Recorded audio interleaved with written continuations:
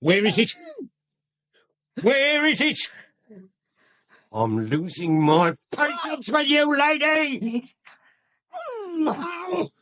You whoring!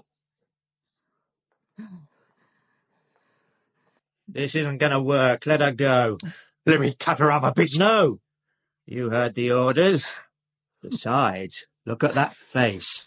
You wouldn't want to ruin its market value. Superb. Let her go.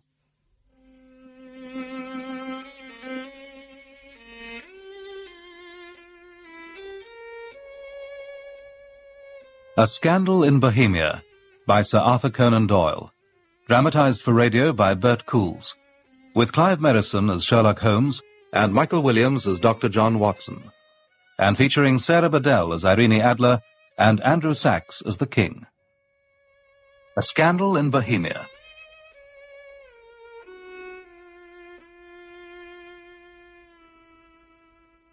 To Sherlock Holmes, she is always the woman. I have seldom heard him mention her under any other name. In his eyes she eclipses and predominates the whole of her sex. It was not that he felt anything akin to love for her.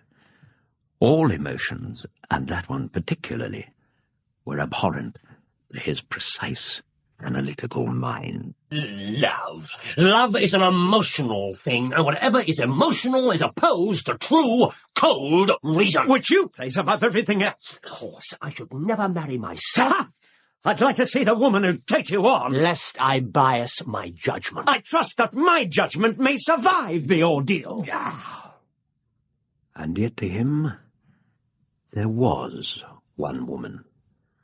And that woman was the beautiful Irene Adler, of dubious and questionable memory.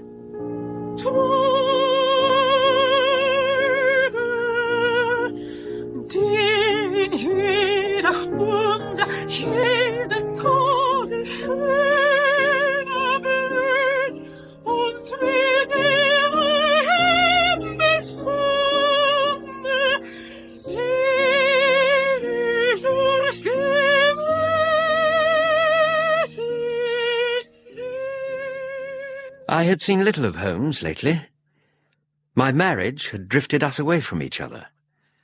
My own complete happiness and the Holmes-centred interests which rise up around the man who first finds himself master of his own establishment were sufficient to absorb all my attention. While Holmes, who loathed every form of society with his whole Bohemian soul, remained alone in our old lodgings, buried among his books and his chemicals, and alternating, so I presumed, between cocaine and ambition, the drowsiness of the drug and the fierce energy of his own nature. Beyond the occasional vague accounts of his activities, which I shared with all the readers of the daily press, I knew nothing of my former friend. Then, one night when my journey home from a patient led me through Baker Street, and I passed the well-remembered door, I was seized with a keen desire to see him again.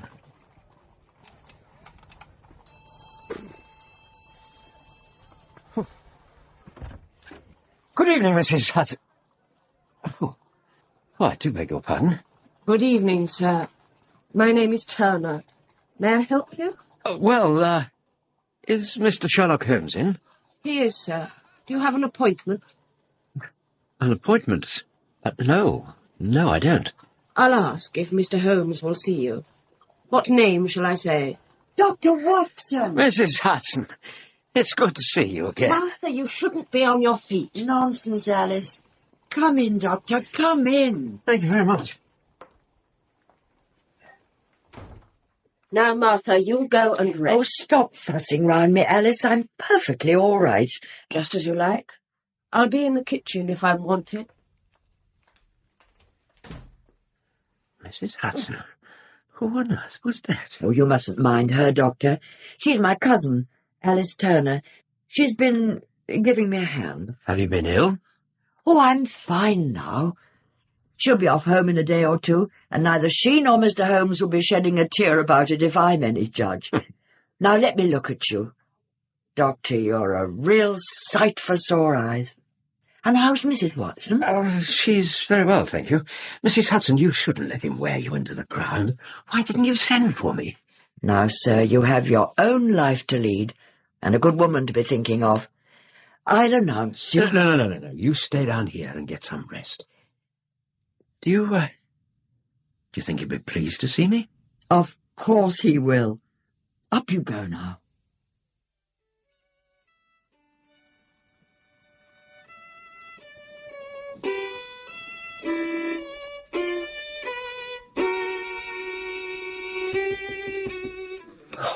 Yes, what is it? Come in, Mrs. Turner.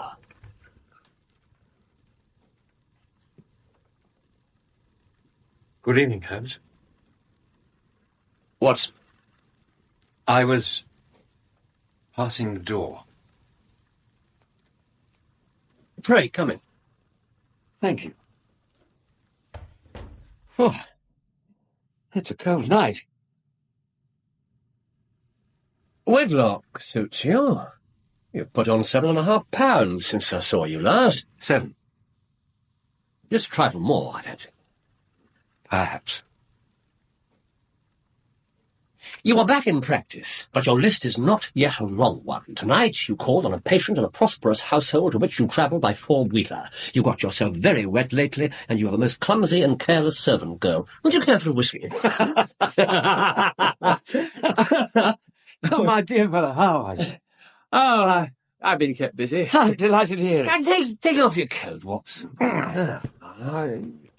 Have a seat. Thank you. Now, you'll join me in a drink. Very well. How is Mrs. Watson? Oh, she's in excellent spirits. Oh, splendid, splendid. Here we are. Thank you. Your very good health. And yours. Mary is just about to give notice to our servant girl, though how you could tell she was so bad is beyond me. You know, if you'd have lived a few centuries ago, you would certainly have been burned. That would have been a tragedy.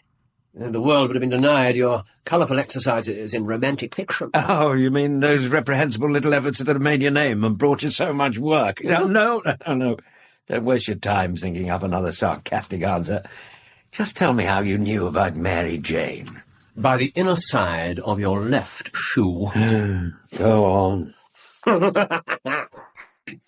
The leather is scored by 6 parallel cuts where someone has very carelessly scraped mud from the edge of the sole. Mud so long neglected it's completely crusted. Hence my double deduction that you've been out in vile weather and that you had a particularly malignant boot-slitting specimen of the London slavey. Ridiculously simple. Well, then I won't insult your intelligence by explaining the rest. Have a look at this. It came by the last post. Pink paper. No address, no date, no signature. There will call upon you tonight at 7:45, a gentleman... Oh, Holmes, that's in about 5 minutes. Riddle. A gentleman who desires to consult you upon a matter of the very deepest moment. Your recent services to one of the royal houses of Europe, Holland, have shown that you are one who may safely be trusted with matters which are of an importance which can hardly be exaggerated. This account of you we have from all quarters received. Be in your chamber at that hour. What do you imagine it means? Now, Watson, how many times? It's a capital mistake to theorize before one has data. But we have the note itself. What do you deduce from it? It's a man's writing, and he's well-to-do. Paper like this couldn't be bought under £0.50 a packet. It's peculiarly strong and stiff. Peculiar is the very word. It's not an English paper. Hold it up to the light. Yes, there's a watermark. E.G. PGT. Paper company's monogram. German. Very good. Agria Papier Gesellschaft. Agria? In Bohemia. And the writer of the note is a German speaker. This account of you we have from all quarters received. Only a German is so uncourteous to his verbs. Aha. What is it? Teutonic. punctuality. I believe I heard... Here, a nice little broom and a pair of beauties, 150 guineas apiece, easily. Oh, there's money in this case, and there's nothing else. And there is our man. What's he like? 6'6", built like Hercules, appallingly overdressed and exhibiting an intense desire for anonymity. Anonymity? He's wearing a mask. A mask, for goodness sake? Ah, I'd better go. Not a bit, Doctor. Stay where you are. Yeah, but your client... Never mind him. You'll find a notebook and a pencil on my desk, if you've no objection. My dear fellow. I'm lost without my Boswell. Thank you, Holmes. Well, whoever he is, he survived Mrs. Turner. Come in! You had my note? I told you that I would call. You did. Pray, take a seat. Who is this person? This is my friend and colleague, Dr. Watson. Whom have I the honour to address? You may address me as the Count von Kram, a Bohemian nobleman. I should much prefer to communicate with you alone. No, Doctor. It is both or none, Count. You may say before this gentleman anything which you may say to me. Very well.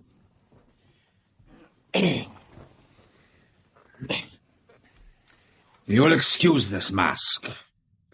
The august person who employs me wishes his agent to be unknown to you, and I may confess that the title by which I have just called myself is not exactly my own. I was aware of it.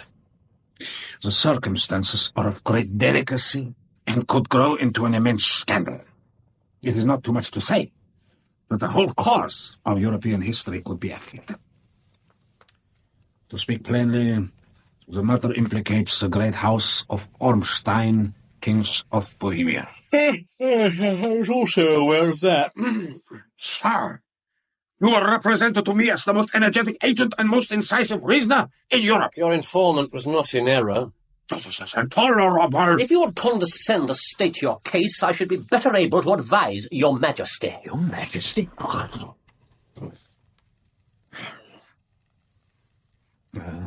You are right. I am the king. Why should I attempt to conceal it? Why, indeed. Your Majesty had not spoken before I was aware that I was addressing Wilhelm Gottreich Sigismund von Ormstein, Grand Duke of Kassel-Fellerstein and hereditary King of Bohemia. Do please sit down. Thank you. Doctor, if you please. Certainly. What are you doing? I'm taking notes. Confidential notes. Very well. The facts are briefly these. Some 5 years ago, when I was still only Crown Prince, I made the acquaintance of the well-known adventurous Irene Adler. The name is no doubt familiar to you. Irene Adler. Look her up in my index, Doctor. Yes. Adler. Adler. Irene. She's a singer born in New Jersey in 58. Yeah. Contralto. A scholar.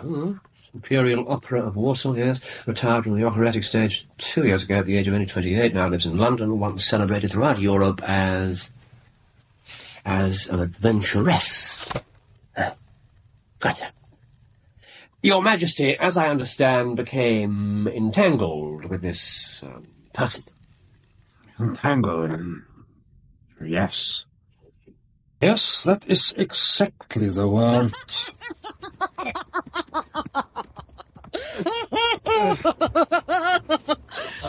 It's 3 races in a row, Billy. What's the matter with you? The next time I buy you a horse, I'll do the choosing. The slowest one I can find. You just don't like being outridden by a woman. Or perhaps I'll give you something less exhausting. A yacht. I've always wanted a yacht. What would you do with a yacht? Billy, there are things you can do on a yacht that you can't do on a horse. Come on! She was beautiful, elegant, and clever. She was the most refreshing, the most natural woman I'd ever encountered. And the most audacious. Ready, Billy? Here I come.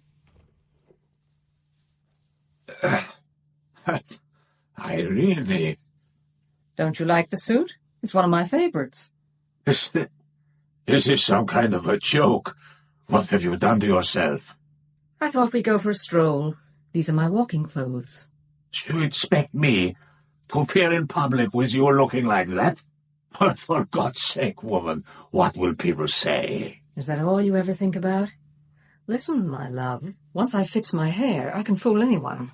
You're not serious. I'm perfectly serious. Now shut up and kiss me. Well, what are you waiting for? I want to remember this moment. I never kissed a man before.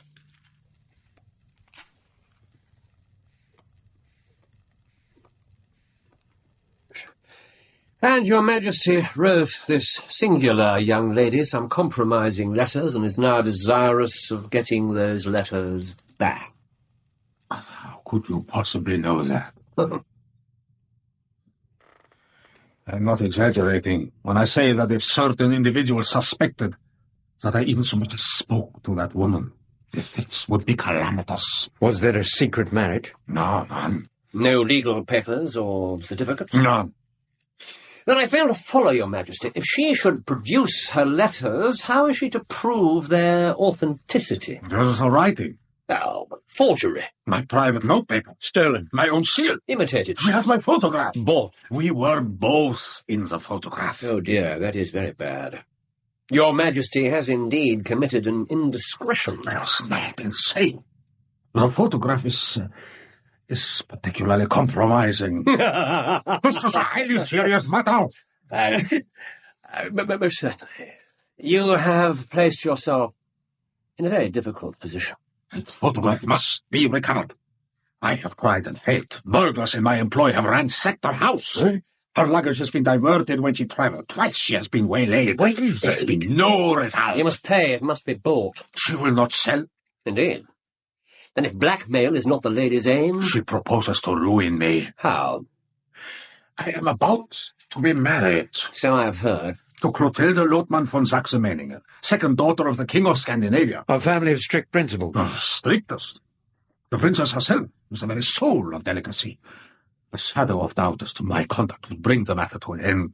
That must not be allowed to happen. And Irene Adler threatens to send them the photograph. And she will do it. I know that she will do it. She has a soul of steel.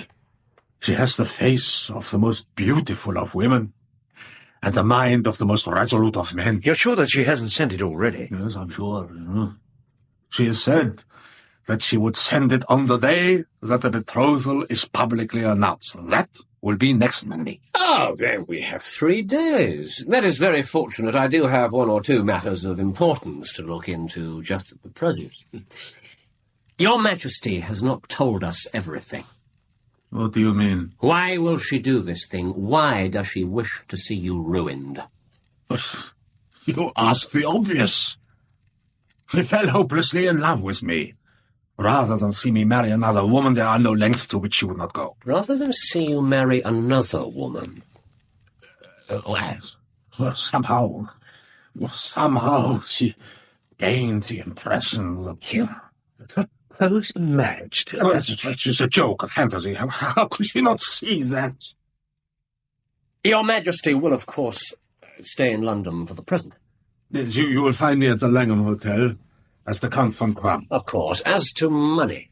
I would give one of the provinces of my kingdom to regain that photograph. Good Lord. And for present expensive. This bag contains £300 in gold and 700 in notes. I do not require a receipt. And Mademoiselle's address? St. John's Wood. Here are the details.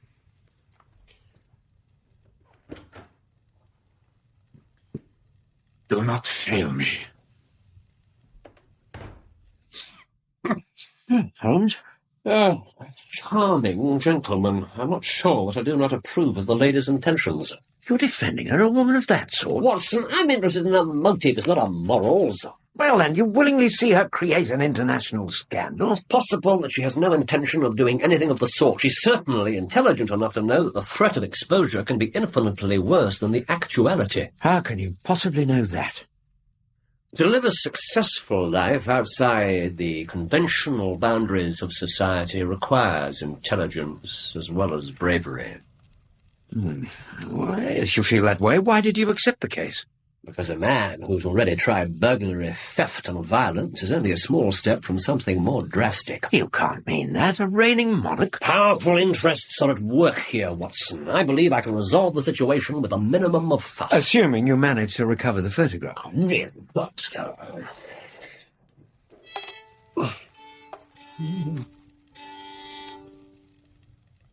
And, good night to you. Oh. Good night. Would you care to call tomorrow afternoon at 3? With pleasure.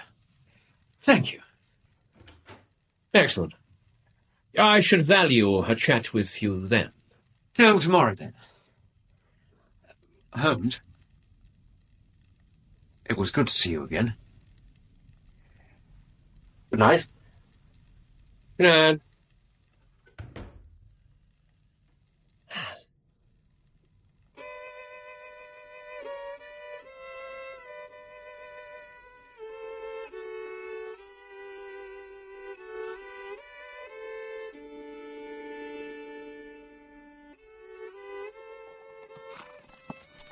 Easy, boy. Hold in, would you, mate? Yeah. Easy there. Yes, better. Good boy. Yeah. You got away right enough. Why'd you lose your last place? A drink, was it? Yeah. Yeah, I thought so. Just have to look at you. Bloody fool you are. It's not worth it. I know. Oh, I do. I've been off it 2 years now. See where I am. Good posy. Good mistress. Never had better. Treats me like I'm somebody. Know what I mean? I chuck over the blanket. Yeah. Here. Thanks.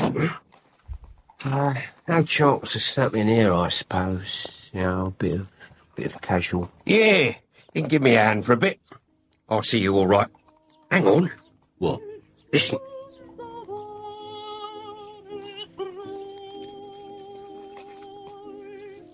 That's her. Nice, eh? Yeah. Nice.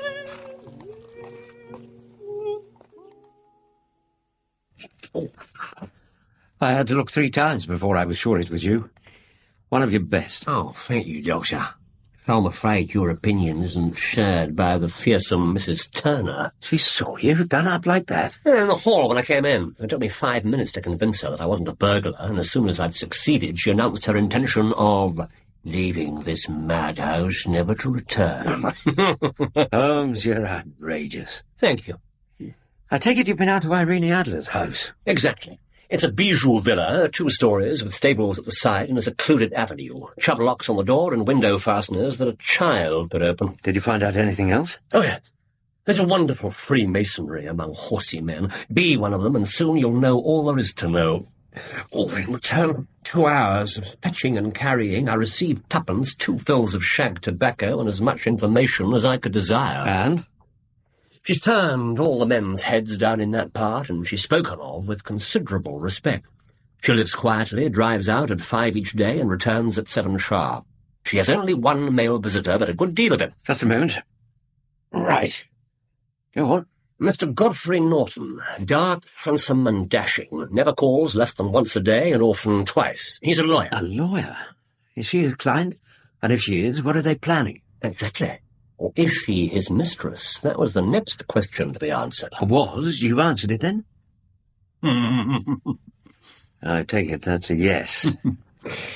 After I'd exhausted my friend and the muse, I went round to the front of the house and lounged. Halfway through my first pipeful, things began to happen. Wait there, cabby, sir. It was Norton himself. Exactly as he'd been described to me. He pushed past the maid with the air of a man who is thoroughly at home. Fetch your mistress's carriage. Hurry, girl. The maid rushed round the corner to the mews, and I could see Norton through the windows of the sitting-room, pacing up and down and waving his arms. I was concerned about being so obvious an observer, but he ran straight past me when he emerged, and I doubt even registered my presence. The Church of St. Monica in the Edgware Road. Half a guinea if you do it in 20 minutes. Right you are, sir. Up there!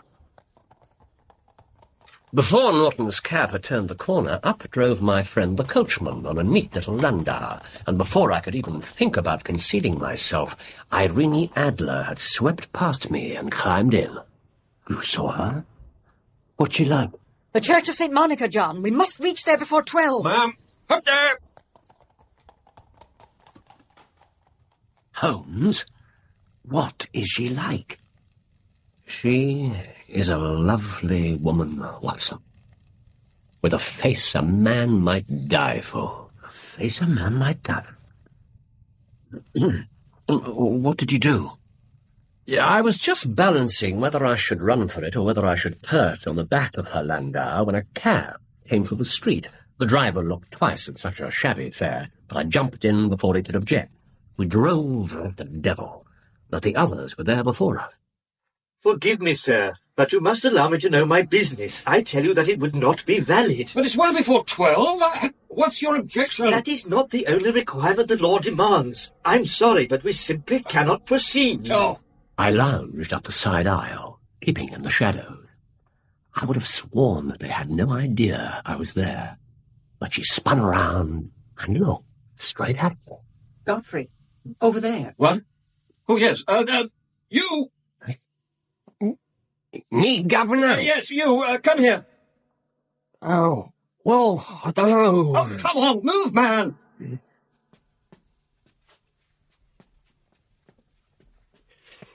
Yes, Governor. Mrs. Just stand there quietly, please. Well, man? Splendid. Dearly beloved, we are gathered here today in the sight of God. Before I knew where I was holding a ring and generally assisting in the secure tying up of Irene Adler, spinster, to Godfrey Norton, bachelor. It was the most preposterous position I've ever found myself in. I was standing as close to her as I am to you. Closer. Did she suspect you? I do not believe so. After the ceremony, we exchanged a few words. What? Oh, there was no avoiding it. Congratulations to you both. Thank you very much. Yes, thank you. Come along then, Mrs. Norton. Oh, just one moment, Godfrey. Sir, please. Me, Mrs. Please, come here. Ma'am. I want to thank you for being there when we needed you. Ah, it's my pleasure, ma'am. I think you were a lucky omen for our future.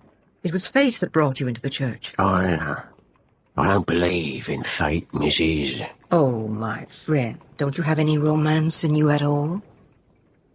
I'll just be off, ma'am. Wait. Here. No, Mrs. I'm not a beggar. To please me. I'm obliged, then, ma'am. Good luck to you. And to you, my friend. What did she give you? A sovereign. Here. I mean to wear it on my watch chain in memory of the occasion. Ah. It's a very unexpected turn of affairs. Oh, there was still one more surprise to come. After being in such a palpable rush to get married, bride and groom proceeded to go their separate ways. He back to the inner temple and she to her home. She even plans to take her usual evening drive. I heard her say so. It's as if they wanted to keep the whole thing a secret. If you are right about the king's intentions and they've somehow got wind of them, it could be that she feels safer as Norton's wife than as his mistress. Or was it no more than a sudden whim? Did she strike you as a creature of impulse? Holmes? We must act quickly. I need your cooperation this evening. I shall be delighted. You will require stealth, nerve, and accuracy. Accuracy? Yeah. Oh, one more thing.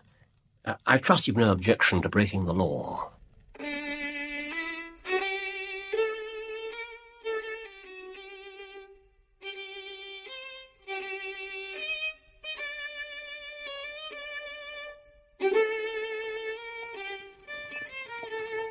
It's good of you to accompany me, young man. It's rare nowadays to encounter such courtesy. I fear you may find my conversation a little limited. Please, Holmes, leave it until we're there. Having second thoughts, Watson? I suppose you do know that impersonating a minister of the church is a criminal offence. Yes, well, so is throwing a smoke rocket through somebody's front window. And you've already agreed to that. Look, are you really sure that the photograph is somewhere in the house? I don't believe she'd entrust it to somebody else. But the king had the house burgled. Chow, they didn't know how to look. How will you look? I will not look. Well, then? I'll get her to show me. This is my place. Go on, get out. Holmes, this is not what I would call a quiet avenue. Look, spare a coin, sir. Spare a coin for an old soldier. Oh, you poor soul. Give him something, Doctor. Here you are, my man. Oh, God bless you, sir. And you too, Father. Here comes the landau. Good luck, Watson. And you. Here she comes. Let me open the door for you, Get lady. out of it. I was there first. I tell you were. What's going on? Look at me. Don't make me laugh. Get away from my carriage. Who are you calling a lawyer? Take your fist to yourself. John! Hey, clear off out of it. You heard the lady. Get off. Ow! John! Stop it! Stop it at once! This is common brawling. Madam, I shall escort you to the door. Pray, take my arm. Get lost, you old fool! Ow! Oh, my God. You drinking idiot! Stand back there. Give him some air. John? Is the gentleman all right? He's still breathing. Come on, get out of it. Clear off. Well, we can't leave him lying here. Help bring him into the house. Sir, can you hear me? Let me look at those cuts. Turn your head this way. No. Madam, I beg you. It's nothing. But you're bleeding. A scratch, but madam, you... Were you injured? Quite unscathed, I assure you. Oh, thank the Lord. They were roughs, madam. They meant to have your purse. Well, they did not succeed, thanks to you, my friend. We live in evil times. I do not understand it, this mad desire to do harm to others. It will destroy our civilization. Not while there is goodness and love in the world, and brave gentlemen who think of others before themselves. And gracious ladies. Amen to that, madam. Amen to that. Oh, no, my dear sir. Here. Lift your head. Let me help you. Take a sip of this. Slowly now. I cannot breathe. I'll give you some air. Oh, don't try to stand. What's wrong? Fire, madam! They're burning the house! Save yourselves! But this is ridiculous! Save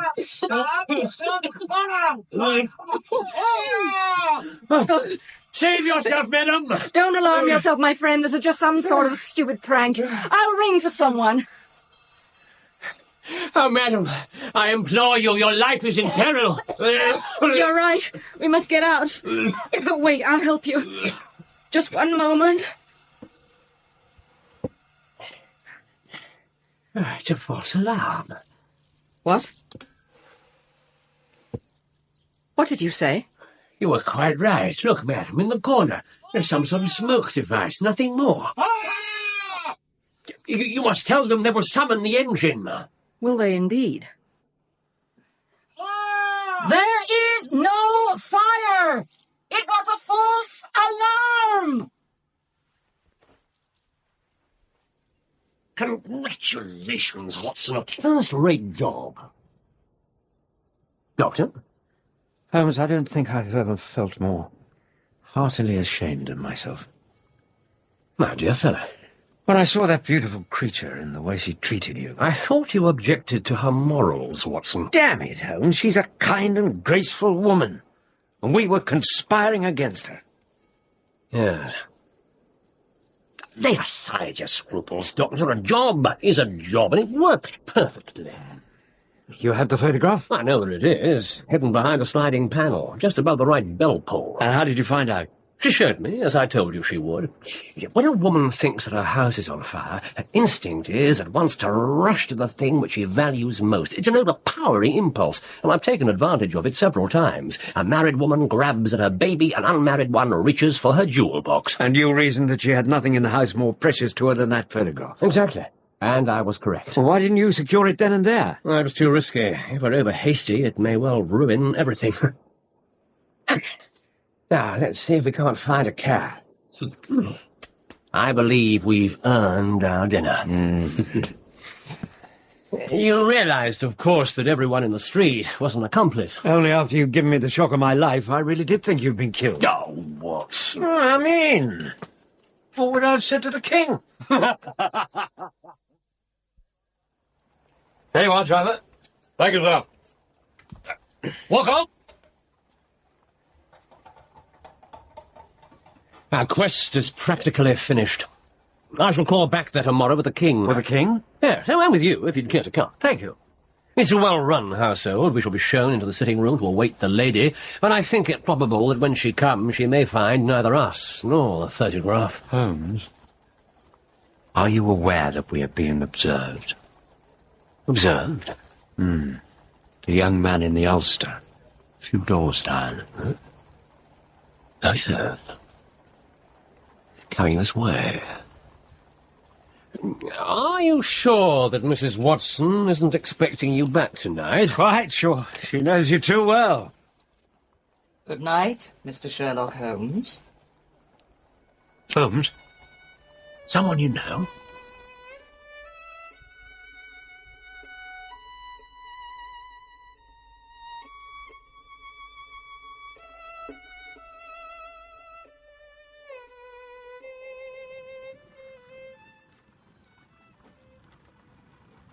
You are sure that we can get the photograph?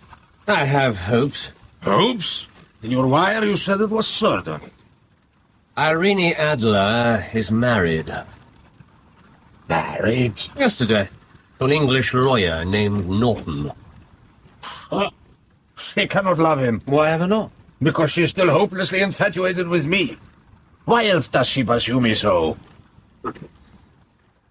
Oh, Mr. Sherlock Holmes, I believe. I am Mr. Holmes. Indeed. My mistress told me you were likely to call. She left this morning with her husband for the continent. She has left England. All is lost. We shall see. Oh, really? Now. Give me the photograph. Here. This is not the one. What? Holmes, this is a photograph of the lady by herself. So I observe, but this may explain matters. Yes, issue, please. It is addressed to me. To you? Yes, to me. My dear Mr. Sherlock Holmes, you really did it very well. You took me in completely. Until after the alarm of fire, I had not a suspicion. But then, when I found how I'd betrayed myself, I began to think. Yet even after I became suspicious, I found it hard to think evil of such a dear, kind old gentleman as that clergyman. But you know Oh, what is this nonsense? What of the photograph? What's the thing? But you know, I have been trained as an actress myself. Male costume is nothing new to me, and I often take advantage of the freedom which it gives. Last night I followed my mysterious visitor to his door, and so discovered just who it was who had taken such an interest in me. Good night, Mr. Sherlock Holmes. As to the photograph... At last, what does she say? As to the photograph, your client may rest in peace. Oh, thank God. The king may do what he will without hindrance from one whom he has cruelly wronged. I love, and am loved by a better man than he. I leave a rather different photograph, which he may care to possess. What a woman. What a woman. Yes, indeed. Holmes? Thank you. Mr. Holmes, I know that you will understand that I keep the photograph only to safeguard myself against any steps which the king might take in the future. You will find the nest empty when you call, as I am sure you shall tomorrow morning. You, sir, are a formidable antagonist. I remain, dear Mr. Sherlock Holmes, very truly yours, Irene Norton, née Adler. I am sorry that I have not been able to bring your Majesty's business to a more successful conclusion. On the contrary, my dear sir, nothing could be more successful. I know that her word is inviolate. The photograph is now as safe as if it were on the fire. I'm glad to hear your Majesty say so. Pray, tell me how I can reward you. This ring. Your Majesty has something which I should value even more highly. You have but to name it. This photograph. Irene's photograph? Well, certainly, if you wish it. I thank your Majesty. Then there is no more to be done in the matter. Ah, but what a woman. Did I not tell you how quick and resolute she was? Would she not have made an admirable queen, eh? Is it not a pity she was not on my level? From what I have seen of the lady, she seems, indeed, to be on a very different level to your Majesty. I have the honour to wish you a very good morning. A remarkable individual. I would have permitted him to shake my hand. Good day, Your Majesty.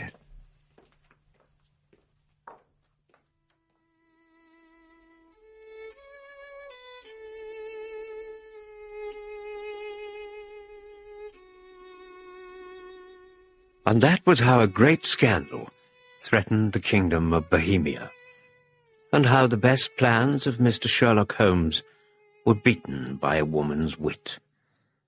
He used to make merry if ever I mentioned the cleverness of women, but I have not heard him do it of late. And when he speaks of Irene Adler, or when he refers to her photograph, it is always under the honourable title of